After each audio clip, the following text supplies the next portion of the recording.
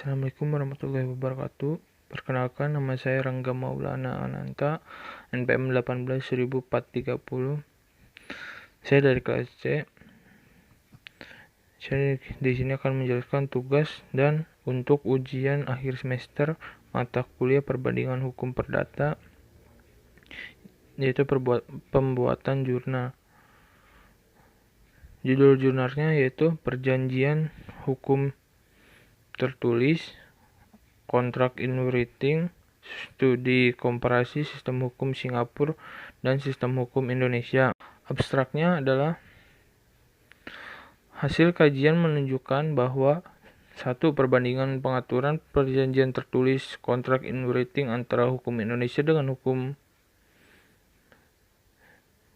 Singapura, yaitu perihal persyaratan tertulis, status of proof, perihal keabsahan perjanjian baku sehubungan, perihal ingkar janji, break of contract, dan perihal klausa exonerasi di dalam perjanjian baku.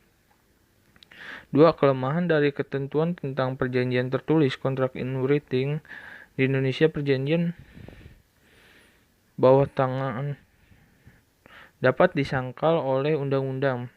Yang ketiga, pembaharuan hukum Indonesia terkait dengan perjanjian tertulis kontrak in writing. Aspek perbaharuan hukum kontrak dalam peraturan perundang-undangan yaitu Undang-Undang Nomor 5 1960 tentang Peraturan Dasar Pokok Agraria, Undang-Undang Nomor 8 Tahun 99 tentang Perlindungan Konsumen, Undang-Undang Nomor 11 Tahun 2008 tentang Informasi dan Transaksi Elektronik, sehingga diharapkan akan terbentuk hukum perdata yang komprehensif dalam rangka pembangunan hukum yang responsif. Kata kuncinya kelemahan perjanjian tertulis, perbandingan hukum, dan pembaharuan hukum. Pendahuluan. Hukum perikatan atau law of obligation merupakan bidang kajian hukum keperdataan yang penting bagi kelancaran tata hukum lalu lintas hukum masyarakat internasional. Perikatan adalah suatu rangkaian perkataan yang mengandung janji-janji atau kesanggupan yang diucapkan atau ditulis. Janji yang dinyatakan tertulis pada umumnya disebut dengan istilah perjanjian. Menurut Jumadi tahun 2004. Kontrak in writing atau perjanjian atau kontrak secara tertulis di dalam sistem Anglo-Saxon masuk ke dalam kualifikasi hukum privat.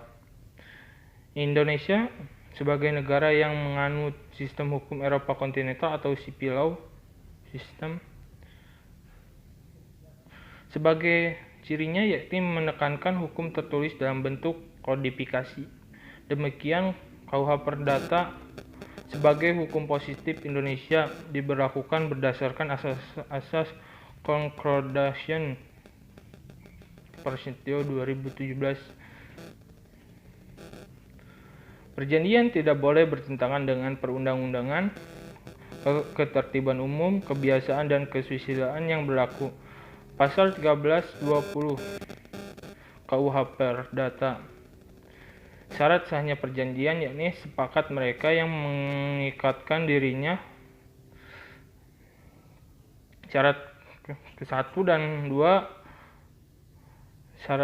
disebut syarat subjektif karena menyangkut subjek yang membuat perjanjian. Apabila syarat ini tidak dipenuhi, maka akibat perjanjian dapat dibatalkan oleh pihak yang berkepentingan. Syarat ke-3 dan ke-4 disebut syarat objektif, yaitu menyangkut objek perjanjian. Akibat hukum jika tidak dipenuhi syarat objek, maka perjanjian ini dapat atau batal demi hukum. Artinya perjanjian itu sejak semula dianggap tidak pernah ada. Karena itulah perlu membahas yang lebih mendalam terkait perjanjian tertulis, kontrak in writing, studi komparasi sistem hukum Anglo-Saxon dan sistem hukum Indonesia. Identifikasinya ada 3. Yang pertama, bagaimana perbandingan kontrak in writing atau perjanjian atau kontrak secara tertulis antara hukum Indonesia dengan hukum Singapura. Yang kedua, bagaimana kelemahan dari ketentuan kontrak in writing, perjanjian atau kontrak secara tertulis di Indonesia. Yang ketiga, bagaimana pembaharuan hukum Indonesia tentang kontrak in writing yang komprehensif.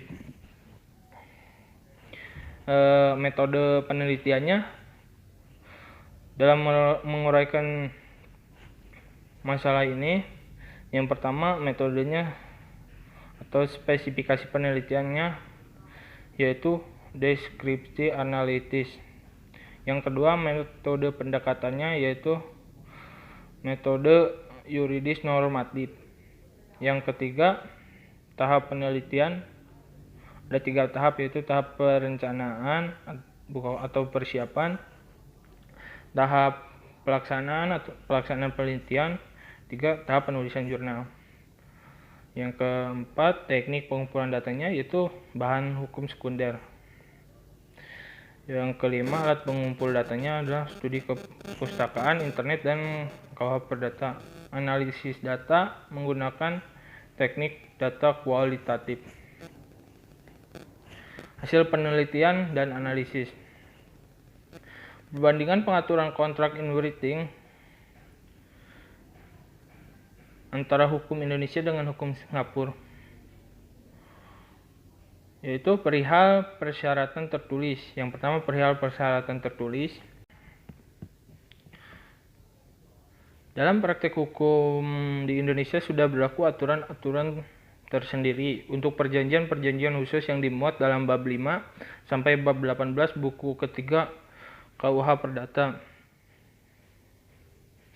yang bersifat sebagai pelengkap sehingga pada dasarnya dapat disimpangi oleh para pihak. Sedangkan menurut hukum Singapura atau common law, yang selama periode tertentu tidak berdasarkan aturan-aturan khusus sehingga besar kemungkinan perjanjian tersebut dirumuskan secara panjang lebar dan lebih rinci.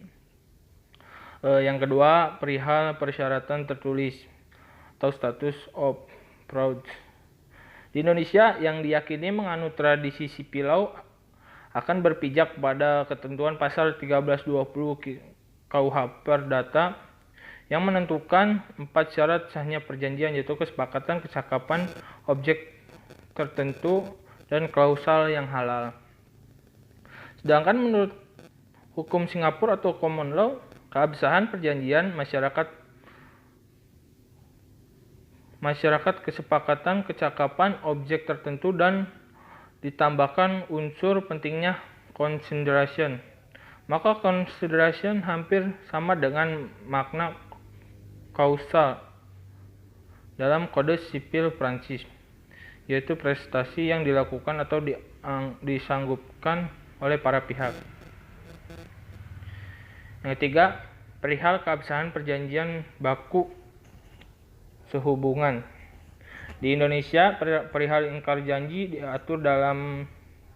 diatur bahwa jika terjadinya wan prestasi oleh debitur, maka timbullah tuntutan kreditur untuk memenuhi pembatalan atau pembubaran pemenuhan atau pembatalan dengan pembayaran ganti rugi sebagaimana tersebut dalam pasal 1236 sampai 1250 Kitab Undang-Undang Hukum Perdata. Sedangkan di hukum Singapura atau common law, jika terjadi ingkar janji, break of contract, maka timbul tuntutan kreditur kepada debitur yang hanya membayar ganti rugi dan bukan pemenuhan prestasi. Yang keempat, perihal ingkar janji dan perihal klausa ekonorasi di dalam perjanjian baku. Penggunaan perjanjian baku dan yang di Indonesia, penggunaan perjanjian baku dalam transaksi bisnis di Indonesia semakin banyak sehingga seyogianya memerlukan perhatian yang kepada aturan dasar yang harus dipenuhi oleh semua pihak dan menggunakan perjanjian baku. Menurut sistem hukum Singapura atau common law, yang menggunakan sistem hukum common law, yaitu berpijak pada aturan-aturan dasar yang dikembangkan oleh berbagai jurisprudensi sehubungan dengan penerapan asas public policy dan unconscionability.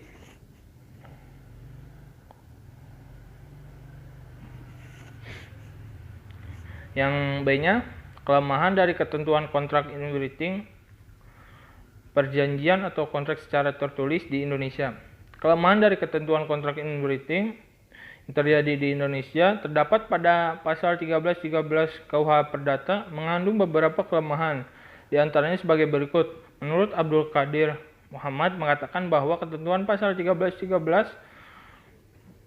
KUH Perdata sebenarnya kurang memuaskan karena ada beberapa kelemahan-kelemahan tersebut diuraikan. Contohnya ada beberapa kelemahan-kelemahan tersebut, yaitu satu, menyangkut sepihak saja, hanya menyangkut sepihak saja. Dua, kata perbuatan mencangkup juga perbuatan tanpa konsensus. Ketiga, pengertian perjanjian terlalu luas. Keempat, tanpa menyebut tujuan. Ada lagi yaitu perjanjian bawah tangan yang dapat disangkal. Undang-undang mengakui surat-surat dan akta bawah tangan sebagai alat bukti tertulis, namun pasal 1876 ternyata undang-undang juga memberikan hak bagi para pihak untuk mengakui dan memungkiri tanda tangan dalam suatu surat atau akta bawah tangan. Yang C, pembaharuan hukum Indonesia tentang kontrak in writing, perjanjian atau kontrak secara tertulis yang komprehensif. Perjanjian menurut KUH Perdata secara umum bersifat konsensual, kecuali beberapa perjanjian tertentu merupakan perjanjian real atau formal. Perjanjian real adalah perjanjian yang terjadi kalau barang yang menjadi pokok perjanjian telah diserahkan. Aspek perbaruan hukum kontrak dan peraturan perundang-undangan yaitu dalam peraturan perundang-undangan yaitu yang pertama, Undang-Undang Nomor 5 Tahun 1960 tentang Peraturan Dasar Pokok Agraria. Yang kedua, Undang-Undang Nomor 18 Tahun 1999 tentang Perlindungan Konsumen. Yang ketiga, Undang-Undang Nomor 11 Tahun 2008 tentang Informasi dan Transaksi Elektronik. Kesimpulan dan saran. Kesimpulan, berdasarkan uraian dalam pembahasan di atas, dapat disimpulkan bahwa perbandingan antara hukum Indonesia dengan Singapura sebagai berikut.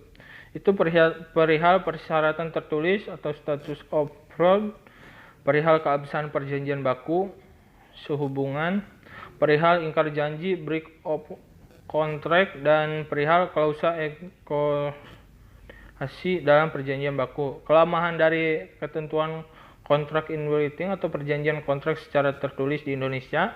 Perjanjian bawah tangan dapat disangkalkan. Contohnya perjanjian yang bawah tangan yang dapat disangkalkan.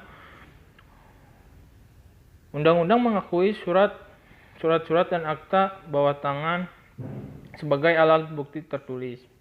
Namun pasal 1876 ternyata undang-undang juga memberikan hak bagi para pihak untuk mengakui atau memungkiri tanda tangannya dalam suatu surat atau akta bawah tangan. Pasal 13 KUH Perdata mengandung beberapa kelemahan tersebut yang diuraikan sebagai hanya menyangkut sepihak saja. Kata perbuatan mencakup juga perbuatan tanpa konsensus, pengertian perjanjian terlalu luas dan tanpa menyebut tujuan. Pembaruan hukum Indonesia tentang kontrak in writing atau perjanjian kontrak secara tertulis yang komprehensif.